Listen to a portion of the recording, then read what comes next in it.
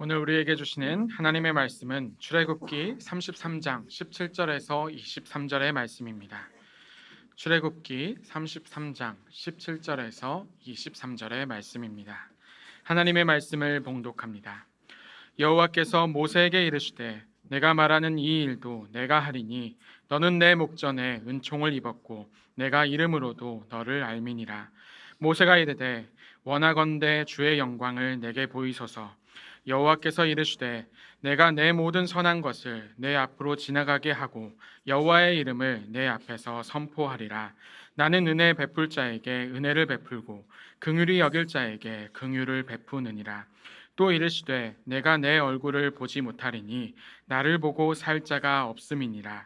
여호와께서 또 이르시기를 보라 내 곁에 한 장소가 있으니 너는 그 반석 위에 서라. 내 영광이 지나갈 때에 내가 너를 반석 틈에 두고 내가 지나도록 내 손으로 너를 덮었다가 손을 거두리니 내가 내 등을 볼 것이요 얼굴은 보지 못하리라. 아멘.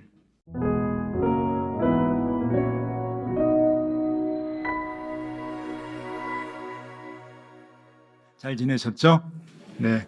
어떻게 한 주간 동안 마른 땅 이렇게 좀 걸으셨는지 모르겠습니다. 네. 오늘도 지난주하고 좀 이어지는 말씀인 것 같기도 한데요. 제목이 좀 거창합니다. 제가 제목을 이렇게 잡아놓고도 왜 이렇게 잡았는가 생각이 들 정도로 임재를 의심하는 자에게 주시는 하나님의 답변, 그렇게 제목을 잡고 같이 생각해 보려고 합니다.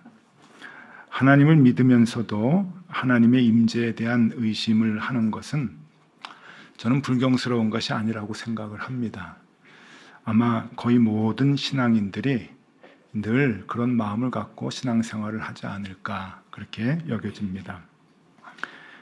이 앞에서 설교를 하는 목사도 365일 하루 24시간 늘 하나님의 임재를 느끼는 사람은 아닙니다. 저도 힘들고 어려운 일이 있으면 도대체 하나님은 뭐 하시는 거지? 어디 가신 거지? 왜 나를 내버려 두고 계시지? 라고 하는 원망이 꽤 많이 있는 그런 평범한 사람입니다.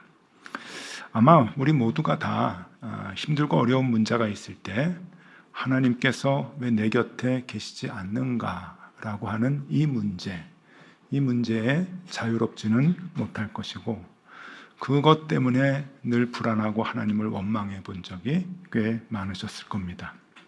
오늘은 그런 분들을 위한 말씀입니다.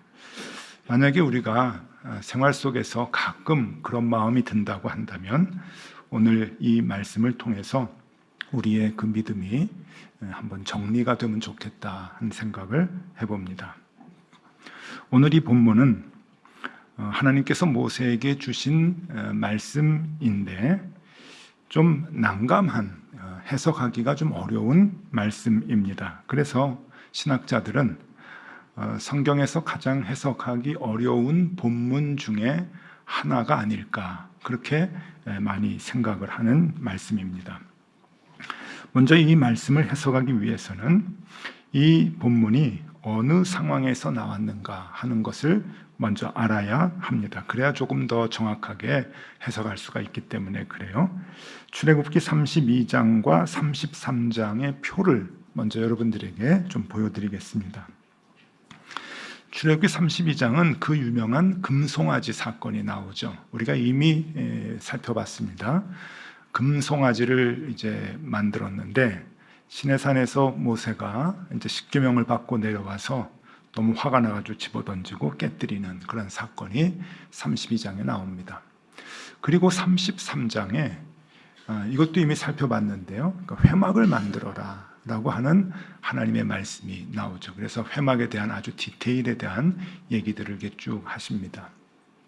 그러고 나서 이 33장의 가장 큰 주제는 회막인데 그 회막의 말씀을 하시고 나서 나오는 본문이 오늘 본문입니다. 그러니까 금송아지부터 이게 이해가 되어야 오늘 말씀이 풀린다라고 하는 이야기죠. 예를 들어서 오늘 20절 말씀을 한번 보면은요, 20절에 또 이르시되 내가 내 얼굴을 보지 못하리니 나를 보고 살 자가 없음이니라. 이런 이제 말씀이 이제 있어요. 오늘 본문에. 그럼 이게 무엇이냐? 이게 참 애매하고 어렵습니다. 이걸 어떻게 해석을 해야 되는가? 어려운 말씀인데 이 말씀이 무엇에 대한 답변이냐에 따라서 해석이 조금 달라지게 되는 거죠. 금송아지라고 하는 우상을 섬겼습니다. 아주 못된 죄를 하나님 앞에서 범했죠. 그 못된 죄를 범한 이스라엘 백성들에게 주시는 하나님의 진노라고 생각을 하면 그렇게 또 해석이 됩니다. 제가 어렸을 때 저희 아버지가 참 무서웠습니다. 옛날에 아버지들이 다 가부장적인 아버지들이 그러셨겠죠. 근데 무섭긴 무서운데 말이 없으시니까 더 무서웠어요. 참 말이 없으셨어요. 말할 기회도 많지 않았고요. 그런데 저희 어머니가 자꾸 옆에서 이렇게 부추깁니다. 그러니까 말리는 시누이가 더 밉다고. 저희 어머니가 저희가 잘못하는 게 많고 아버지 말 잘 안 듣는 게 많고 이제 그러죠. 그러면은 옆에서 아버지 참고 계시는 거야. 이제 그런 얘기 하는 거예요.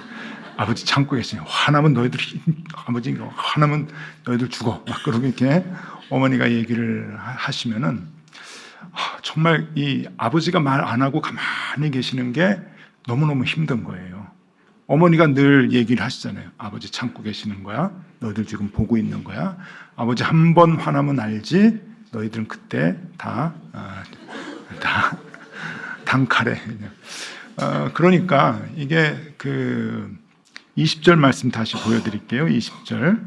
또 이르시되 내가 내 얼굴을 보지 못하리니 나를 보고 살 자가 없음이니라. 이게 그런 뜻으로 해석이 될 수 있잖아요. 하나님 참고 있다가 하나님 결국 너희들 이렇게 죄를 지으면 금송아지 만들었으니까 단칼에 너희들은 이제 없어질 거야 라고 하는 말씀으로 해석할 수가 있습니다. 근데 이 말씀은 이제 그렇게 해석을 하면 안 돼요.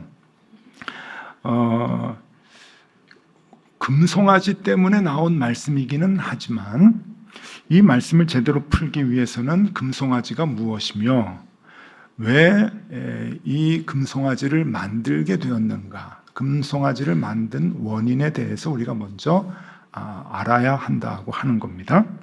자, 그러면 금송아지가 뭔가요? 금송아지는 이스라엘 백성들에게 있어서는 우상이 아닙니다. 우리가 너희들이 왜 우상을 만들었어? 라고 막 뭐라고 다구치면 이스라엘 백성들은 좀 억울해요. 왜냐하면은 자기네들은 금송아지를 하나님이라고 생각하고 만들었거든요. 그게 출애굽기 32장 4절에 나옵니다. 아론이 그들의 손에서 금고리를 받아 부어서 조각칼로 새겨 송아지의 형상을 만드니 그들이 말하되 이스라엘아 이는 너희를 애굽 땅에서 인도하여 낸 너희의 신이로다 하는지라. 그들은 하나님으로 생각을 한 거예요. 그리고 하나님을 만들고 싶어 했던 거죠. 근데 하나님이 어떤 형상인지 모르니까 애굽에서 봤던 신의 모습으로 하나님을 송아지로 만든 것뿐이에요. 그러니까 적어도 이들에게 있어서 금송아지는 우상이 아니었습니다. 자신들을 애굽에서 인도해낸 하나님을 만들었다고 생각을 한 거예요. 그러면 두 번째로 생각할 게 그들은 왜 금송아지를 만들었는가? 그 하나님이라고 하는 그들이 생각하는 금송아지를 왜 만들었을까 하는 거예요. 그것도 출애굽기 32장 1절에 나옵니다. 백성이 모세가 산에서 내려옴이 더딤을 보고 모여 백성이 아론에게 이르러 말하되 일어나라 우리를 위하여 우리를 인도할 신을 만들라. 이 모세 곧 우리를 애굽 땅에서 인도하여 낸 사람은 어찌 되었는지 알지 못함이니라. 모세가 사라졌어요. 없어졌어요. 그리고 나타나질 않아요. 나타나지 않을 것 같아요. 그러니까 이스라엘 백성들 사이에서 불안했어요. 여러분, 모세가 없는데 왜 불안했을까요? 모세는 하나님의 사람이라는 걸 알았거든요. 모세와 하나님이 늘 함께 있다고 하는 것을 알았기 때문에 모세가 없다고 하는 것은 이스라엘 백성들 가운데 하나님의 부재를 얘기하는 거예요. 그러니까 하나님이 안 계시다고 생각하니까 이들은 불안한 거고, 그래서 그 불안을 없애기 위해 하나님의 임재를 원하는 마음으로 하나님을 만든 거예요. 이게 금송아지입니다. 자, 그러니까 이스라엘 백성들은 우상을 만든 것이 아니라 그 하나님이 자신들에게 없어져서 임재하지 않으시다고 하는 것 때문에 불안하니까, 하루하루 살아가는 게 불안하니까 하나님의 임재를 간절히 바라는 마음으로 금송아지를 만들었다고 하는 겁니다. 그렇기 때문에 하나님께서 오늘 모세에게 얘기해 주시는 이 본문의 말씀은 하나님의 부재로 인해서 불안하게 살아가고 있는 이스라엘 백성에게 주시는 하나님의 답변입니다. 이게 너희들 우상 만들었지? 너희들 이리 와. 내가 너희들 목을 다 자를 거야. 죽일 거야 하는 그런 벌이 아니라, 무서운 하나님의 그런 책망이 아니라, 하나님이 없다고 생각해서 불안해하는 이스라엘 사람들에게 하나님께서 아니야 그러면서 답변을 해주시는 거란 얘기죠. 그러니까 여러분, 이 말씀은 하나님의 부재를 늘 느끼면서 불안해하는 오늘날 우리에게 주시는 말씀과도 같다는 얘기예요. 옛날에 이스라엘 사람들하고 우리하고 뭐 별다른 게 뭐 있습니까? 우리도 매 순간순간 크고 작은 어려움들, 고난이 닥치면 하나님 없는 것 때문에, 하나님 없다고 생각이 돼서 우리도 불안하잖아요. 그런 불안한 마음을 갖는, 하나님의 부재로 인해서 불안한 마음을 갖는 우리에게 하나님께서 주시는 말씀이라고 하는 겁니다. 그러니 오늘 이 말씀은 우리 신앙생활에 있어서 굉장히 중요한 것이라 볼 수가 있죠. 자, 그런 사람들에게, 저를 포함해서 그런 사람들에게 하나님은 뭐라고 말씀을 하시는가? 세 가지 얘기를 하십니다. 여러분, 이 답변은요, 우리가 잘 기억을 해야 됩니다. 첫 번째, 사람은 하나님의 방식을 이해할 수 없다. 이게 답이에요. 좀 불편하시겠지만 이게 답입니다. 우리는 하나님을 이해할 수 없습니다. 근데 분명한 것은 하나님이 당신을 감추시는 게 아니고 우리의 이해의 능력이 모자라는 거예요. 하나님은 우리는 이해를 못합니다. 우리는 피조물이고 하나님은 창조주이신데 어떻게 피조물이 창조주의 마음을 알겠습니까? 그래서 하나님은 분명하게 얘기를 하셔요. 19절 말씀입니다. 여호와께서 이르시되 내가 내 모든 선한 것을 내 앞으로 지나가게 하고 여호와의 이름을 내 앞에 선포하리라. 나는 은혜 베풀 자에게 은혜를 베풀고 긍휼히 여길 자에게 긍휼을 베푸느니라. 이 마지막 문장을 우리 염두에서 이렇게 봐야 할 것 같습니다. 하나님이 얘기하셔요. 나는 내 마음대로 할 거야. 그러는 거예요. 따지지 마. 나는 내 마음대로 하니까. 이게 은혜 베풀 자에게 은혜를 베풀고 긍휼히 여길 자에게 긍휼을 베푼다 하는 겁니다. 여러분, 시편에 보면은 많은 탄식의 소리가 나와요. 탄식의 기도라 그러는데 대부분 그 탄식의 기도의 내용이 뭔가 하면은 공통점이 있습니다. 하나님, 왜 악인이 형통하고 의인이 고난을 받습니까? 그러는 거예요. 그래서 하나님께 따지죠. 그럴 때 하나님의 대답인 거예요. 나는 긍휼을 베풀 자에게, 은혜를 베풀 자에게 은혜 베풀고 긍휼히 여길 자에게 긍휼을 베푸느니라. 내 마음대로니까 따지지 마. 나도 기준이 있어 하는 거예요. 이사야 선지자는 조금 더 했습니다. 하나님께 막대했어요. 너무 힘드니까 상황이. 이사야 선지자는 하나님께 뭐라 그랬냐면은 하나님 이게 뭡니까? 그렇게 얘기를 했어요. 도대체 이 상황이 이게 뭡니까? 이게 말이 됩니까? 라고 하나님께 호소를 했죠. 그때 하나님께서 이사야에게 아주 유명한 답을 주셨습니다. 이사야 55장 8절 9절 말씀입니다. 이는 내 생각이 너희의 생각과 다르며 내 길은 너희의 길과 다름이니라. 여호와의 말씀이니라. 이는 하늘이 땅보다 높음같이 내 길은 너희의 길보다 높으며 내 생각은 너희의 생각보다 높음이니라. 이게 하나님이 주시는 말씀이에요. 그러니까 여러분, 이게 뭡니까? 하나님, 왜 이거는 이렇게 되는 겁니까? 상식적으로 이건 납득이 안 됩니다. 아무리 얘기해도 여러분 안 돼요. 하나님의 답은 늘 똑같습니다. 그냥 내 마음대로야. 그러니까 여러분, 그거 우리 신앙의 출발로 그걸 갖고 가야 돼요. 이게 답답하니까 어느 교회 가면, 어느 목사한테 가면은 수학 공식 풀어주듯이 이거는 이거고 저거는 저거고 이런 건 하나님 뜻이 이거고 탁탁 나오는 게 있어요, 여러분. 그러니까 혹하니까 그런데 많이 가는데 여러분, 제가 분명하게 말씀드립니다. 그렇게 말씀을 풀어주는 데는 100% 이단입니다.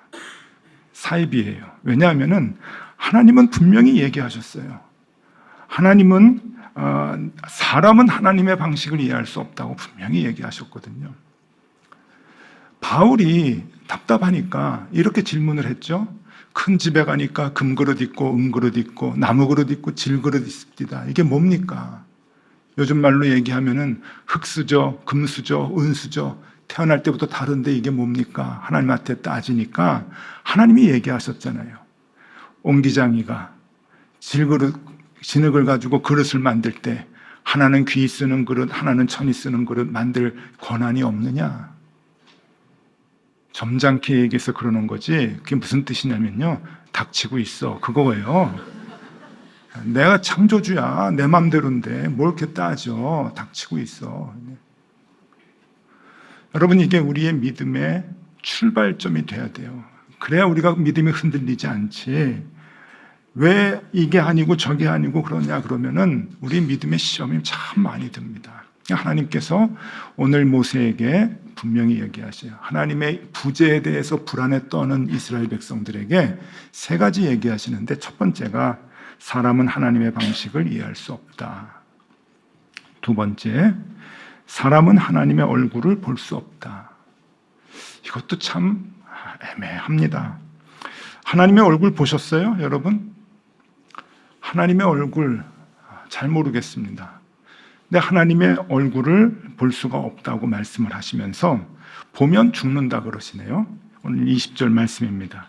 또 이르시되 내가 내 얼굴을 보지 못하리니 나를 보고 살 자가 없음이니라. 이게 무슨 뜻일까요? 그런데 이 말씀도 어려운데 또 어려운 말씀을 또 그 밑에 하십니다. 23절에 보면은 이렇게 얘기하셔요. 손을 거두리니 내가 내 등을 볼 것이요 얼굴은 보지 못하리라. 이건 또 무슨 말이에요? 하나님의 등을 우리가 볼 수 있대요.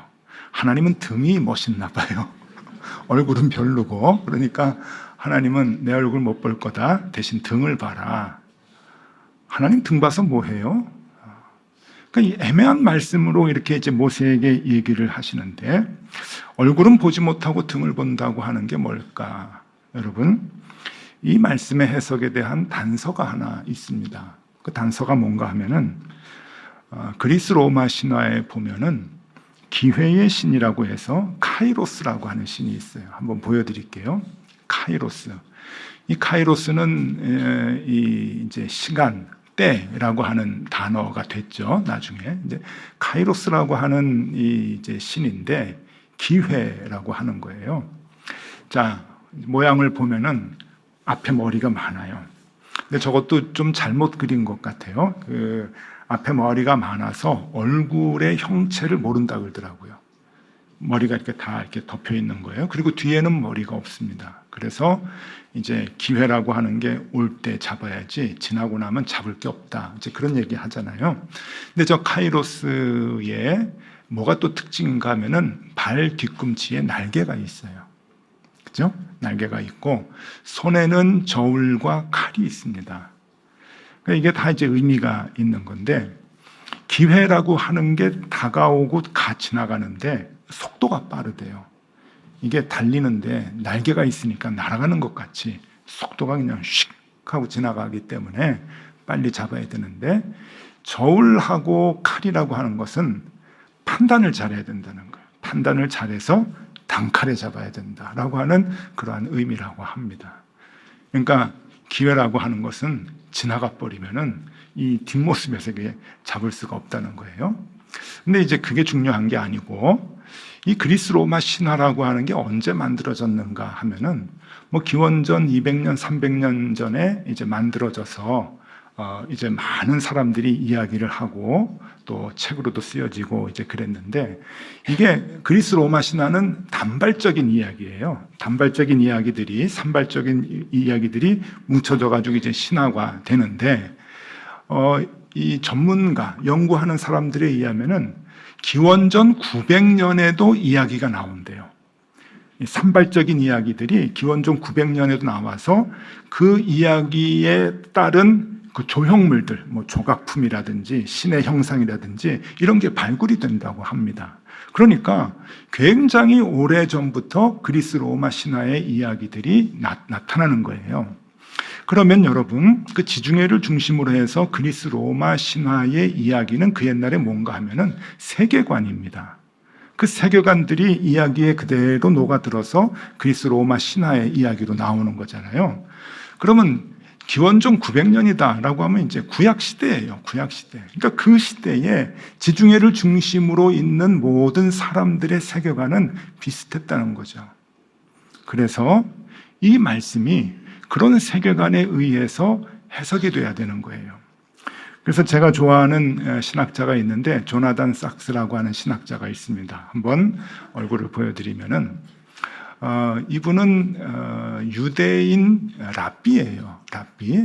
랍비니까 구약을 이제 연구하시는 분이죠. 그런데 이분이 그 영국에서 활동을 하는 구약 신학자인데 세계적으로 너무 유명해서 유대인으로 구약을 연구하는 학자이지만 가톨릭계나 개신교계의 모든 신학자들이 존경을 하는 분입니다. 그리고 전 세계 랍비 중에 랍비라고 해요. 그러니까 연합 히브리회의 최고 랍비라고 합니다. 그러니까 전 세계 랍비 중에 수장인 거예요. 그러니까 그만큼 이제 존경을 많이 받는 분이고, 그리고 그 종교계의 노벨상이라고 하는 템플턴 상을 받은 분이고, 그리고 영국에서는 이분이 하도 존경스러워가지고 왕실에서 자귀를 내렸다고 합니다. 그러니까 꽤 존경받을 만한 귀한 분인데, 이분이 이제 학자잖아요. 구약 학자인데 이 말씀을, 요 구절을 어떻게 해석을 했느냐, 그 해석을 여러분들에게 들려드리도록 하겠습니다. 한번 읽어보시면은요, 사람은 기껏해야 하나님의 등을 볼 수 있을 뿐이다. 심지어 하나님께서 역사 속에 개입하실 때조차도 우리는 나중에 뒤돌아볼 때만 비로소 알 수 있다. 이 구절에 대한 해석이에요. 우리가 하나님의 얼굴은 보지 못하고 하나님의 등만 볼 것이다 라고 하는 그 말씀에 대한 해석. 시간이 지나고 난 뒤에야 비로소 우리는 하나님의 뜻을 알 수 있게 된다라고 하는 그러한 의미의 말씀이다. 저는 이 해석이 정확하다고 봅니다. 그래서 여러분, 우리가 하나님 앞에서 할 수 있는 고백은 이거예요. 아, 그러셨군요. 그쵸? 시간이 지나고 난 다음에 고난과 고통, 아픔이 있었지만 그 기간이 다 지나고 난 뒤에 그러셨군요. 그래서 그랬었던 거군요. 라고 하는 것을 나중에 하는 것이죠. 그것이 성경은 하나님의 얼굴을 보는 것이 아니라 등을 본다라고 얘기를 합니다. 맞아요, 여러분. 맞아요. 지금 상황, 하나님의 얼굴을 보는 건데 쉽지 않습니다. 판단이 서질 않아요. 하나님이 감추셔서가 아니죠. 우리의 능력의 한계 때문에 그런 것이죠. 그런데 그 기간이 다 지나고 나면 우리는 고백할 수 있죠. 그러셨군요. 그때 그 이유 때문에 그런 일들이 일어났었던 거군요. 그 고백이 귀중한 거죠. 자, 하나님의 부재로 인해서 불안해하는 이스라엘 백성들에게 하나님은 세 번째 얘기를 하십니다. 세 번째, 그러나 사람은 하나님의 영광은 볼 수가 있다. 아무것도 모르는 것이 아니라 하나님의 영광은 볼 수가 있다. 영광이라고 하는 게 뭘까 하면은요, 영광은 자꾸 영어에서 글로리 하니까 이게 해석이 잘 안 돼요. 그게 너무 이제 우리 머리에 박혀서. 근데 영광이라고 하는 것, 구약에서 쓸 때는요, 이게 뭔가 하면은 하나님의 임재, 그리고 하나님의 하시는 일, 그것이 영광이에요. 그러니까 하나님이 임재하셔서 하나님이 뭔가를 막 이루시는 그 사역이 하나님의 영광이라고 구약에서는 이제 표현을 하는 거죠. 자, 22절, 23절 말씀을 보면은요, 내 영광이 지나갈 때에 내가 너를 반석 틈에 두고 내가 지나가도록 내 손으로 너를 덮었다가 손을 거두리니 내가 내 등을 볼 것이요 얼굴은 보지 못하리라.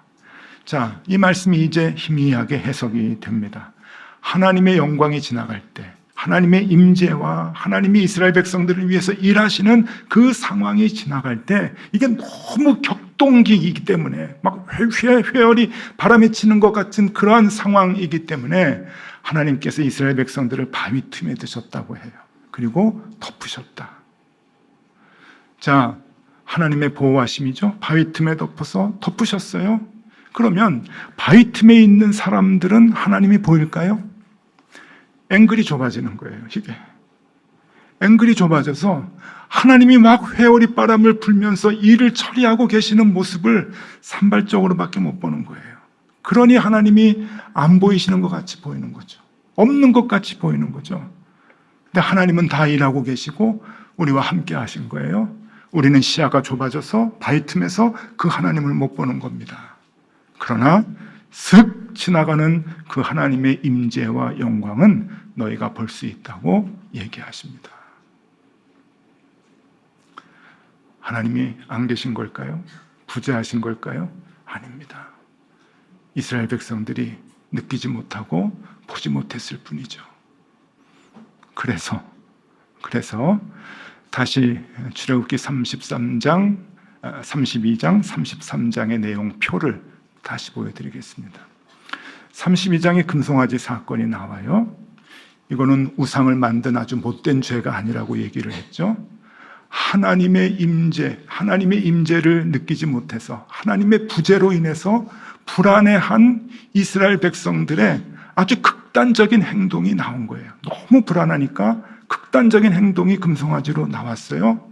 그러니 하나님이 얼마나 마음이 아프겠어요. 내가 너희를 위해서 마른 땅을 만들어주고 회오리 바람으로 지금 일을 처리하는데 나를 못 봤구나. 그래서 하나님이 33장에서 그 해결책으로 약속을 주시는 거예요. 회막을 만들어라. 회막을 만들어라. 내가 너희 중에 거한다고 하는 상징적인 모습을 보여줄 것이다. 그래서 출애굽기 25장 8절 9절의 말씀에 이렇게 나옵니다. 내가 그들 중에 거할 성소를 그들이 나를 위하여 짓되 물은 내가 내게 보이는 모양대로 장막을 짓고 기구들도 그 모양을 따라 지을지니라. 회막을 짓는 이유가 무엇입니까? 그들 중에 거할 성소를, 너희들이 보이는 성소를 만들어라. 내가 너와 함께 하고 있다고 하는 것을 상징적으로 보여주겠다.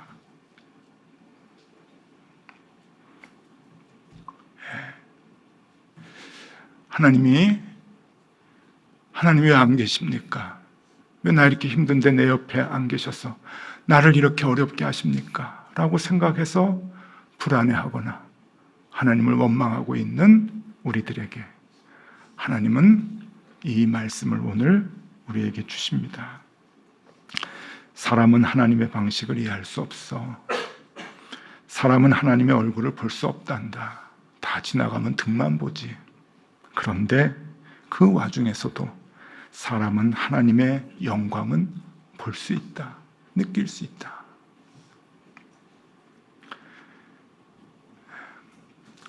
오늘 이 말씀이 우리에게 힘이 될 수 있기를 바라고, 여러분, 이 말씀은 우리가 신앙생활하는데 가장 기초가 되는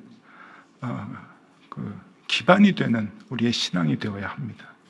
이거 흔들리면 우리 신앙생활 아무리 잘해도요, 집이 흔들릴 수가 있어요. 그러니까 이 출발을 잘 하셔야 됩니다. 하나님 너무 다 하려고 하지 마세요. 우리가 어떻게 하나님을 압니까? 그냥 믿으시면 좋을 것 같아요. 하나님 나와 함께 계시다고 하는 것 약속하셨잖아요. 그리고 조금만 시간 지나면 우리가 알잖아요. 그러셨군요.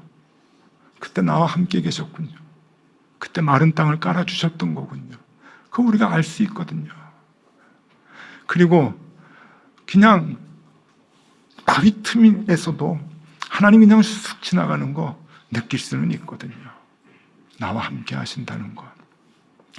그래서 이 모든 것을 한 단어로 얘기하면 무엇인가 하면요, 임마누엘입니다. 임마누엘. 주께서 나와 함께 하신다. 그 임마누엘이 우리의 신앙이 되어야 할 것입니다. 여러분 의심하지 마시고요.